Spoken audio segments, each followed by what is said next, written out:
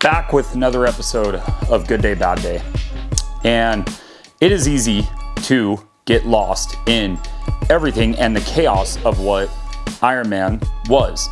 There's a whole deep dive that we're going to go into it on it, but we're going to save that for the podcast because I think it's a little weird when people do an hour-long segment and they're by themselves. So to be able to bounce stuff off of each other, this is not the place for that. This is a knee-jerk reaction, the immediate reaction, the thoughts, all that stuff, and to go over who had a good day and who had a bad day. So let's start in the 250s. I try to not give Degan a good day whenever possible, but you have to give him a good day. You have to give him his flowers. The dude didn't look like he was going to win that first moto, and he ended up coming back from deep in the field. Not, I wouldn't say necessarily his best performance, but to be able to do that, get back and test Joe and push Joe to, I think, maybe Joe's limit and be able to pass him and get the win, that was a phenomenal ride. You have to give a good day to Hayden Degan. The other reason why is the dude also finally did get the nomination for MX of Nations. So he's going to represent the U.S. I don't think anybody in 250s can touch him. Not right now. I think Joe maybe, depends. I mean, it's going to be an Ironman, so he might be able to do it. I don't know. But right now, nobody is having a better day than Hayden Degan. There's just not. And there's a lot of guys back. There's a lot of guys doing things that, I'm really happy that they were back and riding, but you just can't say anybody had a better day than Hayden Degan. Not yesterday. I understand that there's other days that maybe you can say that. Yesterday, you cannot put that label on anybody else in the 250 class. It's just, I don't know. I think it's doing an injustice to what Hayden Degan did yesterday with everything that kind of has been going on. Joe Shimoda's had I believe it's a 2-win streak now, where he almost got a third. If he didn't have that brake malfunction, he maybe would have had 3 in a row. He's riding at such a top level. And I know Hayden is, and even said it, is he's kind of in championship mode, so he doesn't quote-unquote care about winning. It's not the right terminology for it, but he's not chasing wins. If they're not there, they're not there. He's not going to go after them and force it, right? He wants to win, but he's not forcing it, which is good. The ride that he did yesterday, I'm trying. It's hard to not get in a deep dive on this because then you start going off on the track and all that stuff. But if you want to know more on like all of my thoughts on it, when my brother and I do the podcast, we'll deep dive more onto it. So good day, Hayden Degan. Bad day, I gotta put, there's a couple, and I wouldn't necessarily say a bad day on Pierce Brown because of it getting hurt is getting hurt, right? And so I don't mean necessarily he had a bad day in any sense of it just sucks. The guy finally came back. He had a major neck injury, and for him to come back and then get hurt again and then have to be gone or possibly be missed time, who knows? I haven't seen anything yet.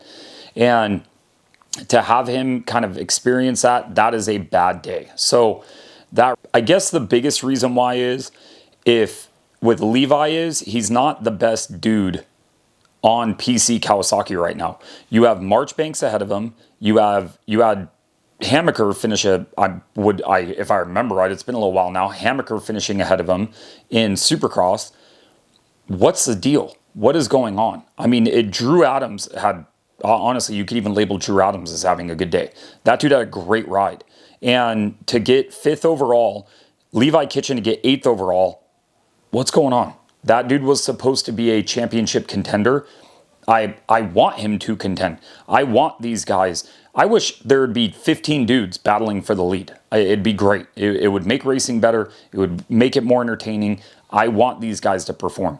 I don't know what's going on with them. So if you kind of had to label a bad day, going to be on Pierce Brown and Levi Kitchen, in my opinion. Those are the two that you kind of have to put it on. You could sound off in the comments and disagree with me all you want. That's fine. I get it. It's okay. 450 class. Now, this is where it gets a little interesting, because you can put, I think, good days and bad days on almost anybody, right? Like you could say good day for Hunter Lawrence, but then it's like, oh, well, he won the overall, but he got a 2-2 doing it, and then Jet got docked. And so you could even say like, oh, that was kind of a bad day of a win. But to me, if I can win, I don't care how I get the win. Like, it doesn't matter if I get a 4-4 or a 5-5, but I was the best overall. I'm happy I got the overall. You kind of have to put respect on Hunter Lawrence and what he was able to do. The guy's just being consistent. Ryan Dungey made a career off being consistent. I don't know if I would say that Hunter Lawrence is Ryan Dungey 2.0, but he has a lot of similarities between not winning races without winning the races. You know what I mean? And being up there, being consistent, getting faster day in and day out, week in, week out, all that stuff. It's really good to see, because he's a good dude. And so to be able to see that from him, I think is absolutely impressive. It's hard in the 450 class because there's so many different things that happen.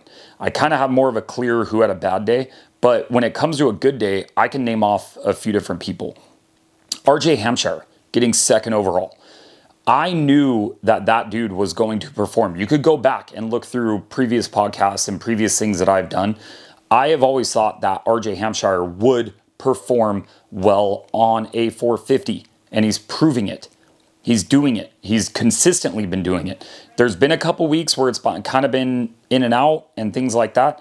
But for the most part, the dude's been there. The dude has been there more consistently than Malcolm Stewart, Justin Barcia. AP had a good run too, but he's still even there. Jorge Praau, Cooper Webb, I know is hurt and everything, or people have been hurt and been out. I get that. But he is performing where he's kind of, I thought he was supposed to, but I'm sure if you're watching this, you probably did not anticipate RJ being this good. Like it's one of those things where, and I'm going to look and make sure I know that the point standings, because this is very important, is RJ is 5th in points. I don't know if most of you at the beginning of the season would have said, yeah, he'll end up being top 5 in points. I guarantee a lot of you were like, maybe top 10, somewhere around there. But I don't think that you would have been top 5. I really don't. And maybe you would have him somewhere else. Maybe you would have him higher. I don't know. But to me, what he is doing is absolutely amazing. I'm a big fan of RJ, and so what he's been able to do has just been awesome. Eli, I wouldn't necessarily say I would say he had a bad day, only because the dude got the whole shot and then faded and like went back from which is not normal for Eli. When Eli starts up front, he stays up front. Unless he crashes or gets hurt or something, he's up front and he's battling with the lead. So I don't really understand what is going on. I don't know. I just think that his brain, it wants to perform at a level that I don't think his body can. And I think he's trying to figure that out and trying to figure out how to navigate this long season. I would be kind of shocked if Tomac still does like the whole series, like the whole World Supercross and all that kind of stuff, because that's just taking a toll on your body. And so I think at some point he's going to have to stop doing that and just do Supercross only. I don't know when he goes to KTM if he's going to do Supercross only. I don't know. But the dude, I think, could do really well if he shortened his season. And I don't really know where he's at in his mindset of what he wants to do. I don't know. But to me, Eli Tomac didn't really have the best day. Justin Cooper kind of had a mediocre day. Jorge Praau. Now, you could say what you will, but Jorge Praau had a pretty good day yesterday.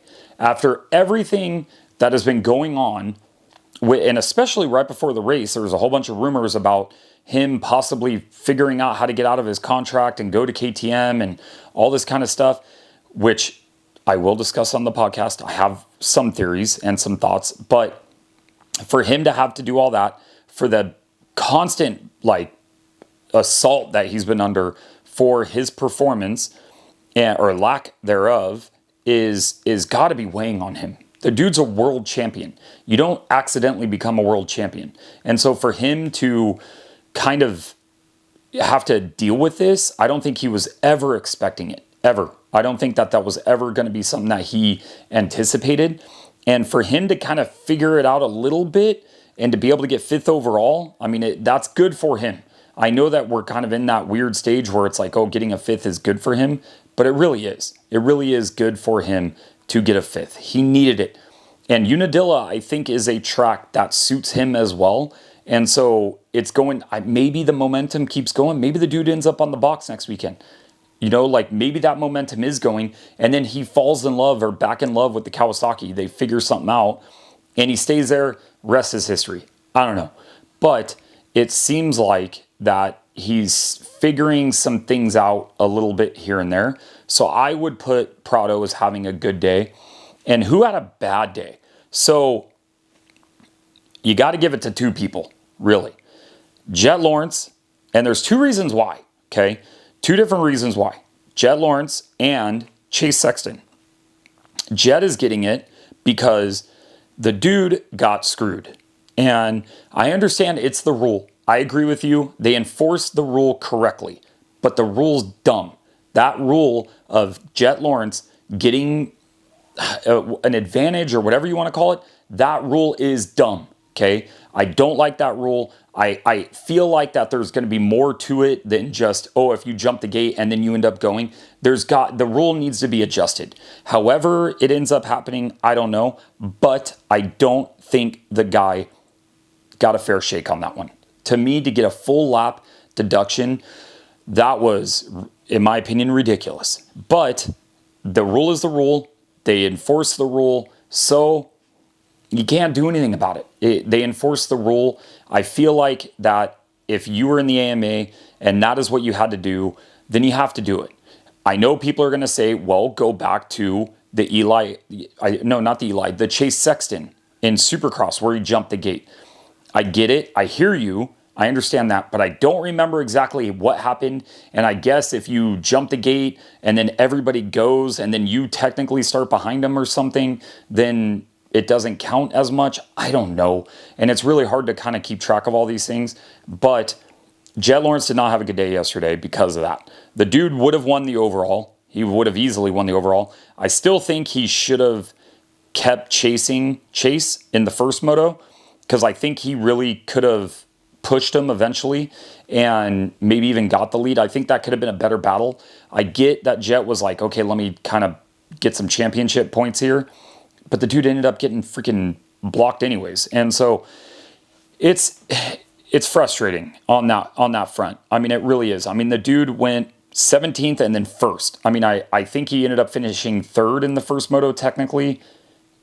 I can't, 2nd or 3rd. I'm drawing a blank right now. And I don't have a producer. It's just me, guys. So when you guys like sound off on the comments, you're like, oh, this is this, this is this. It's just you and me. We're just talking. Okay. All right. So I'm not going to be right all the time, and that's okay.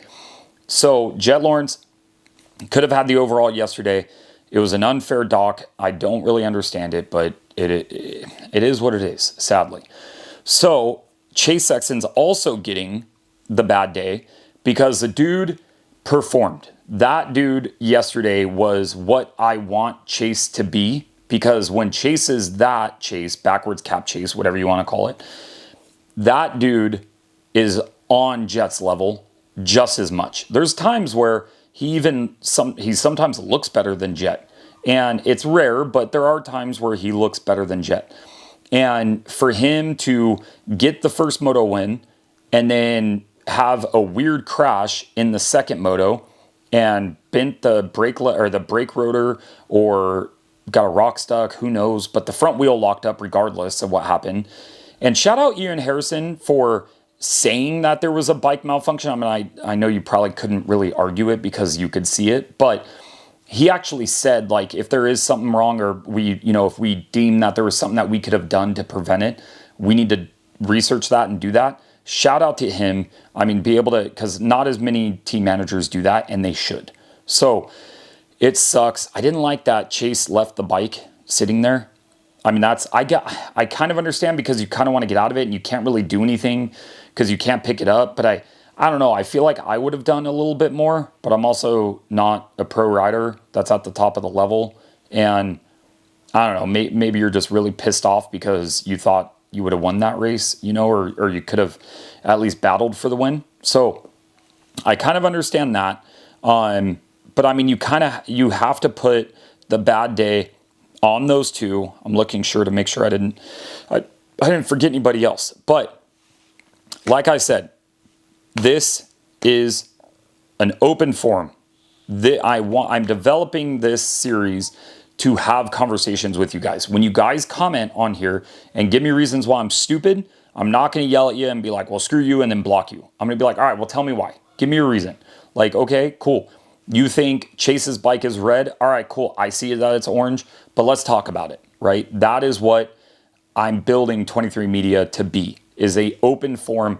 I'm building this for you guys. You guys are helping me build this. We're doing it together. So sound off in the comments, like it, subscribe, share it to your friends. I think there's like 80% of the people that actually view my videos aren't subscribed. So hit that subscribe button. It helps me out. I'm a little guy. I'm a little privateer media company, and I appreciate it. But let me know what you guys think. Like I said, can't thank you guys enough. And at least we have racing. Racing is back. Thank God. Thank God racing is back. I don't know what I'm going to do. I guess we have the holidays in the fall. But after SMX, we have a few months off, and I'm kind of sad. But we'll get to that. We will get to that. So thank you guys for watching. We'll see you guys next week.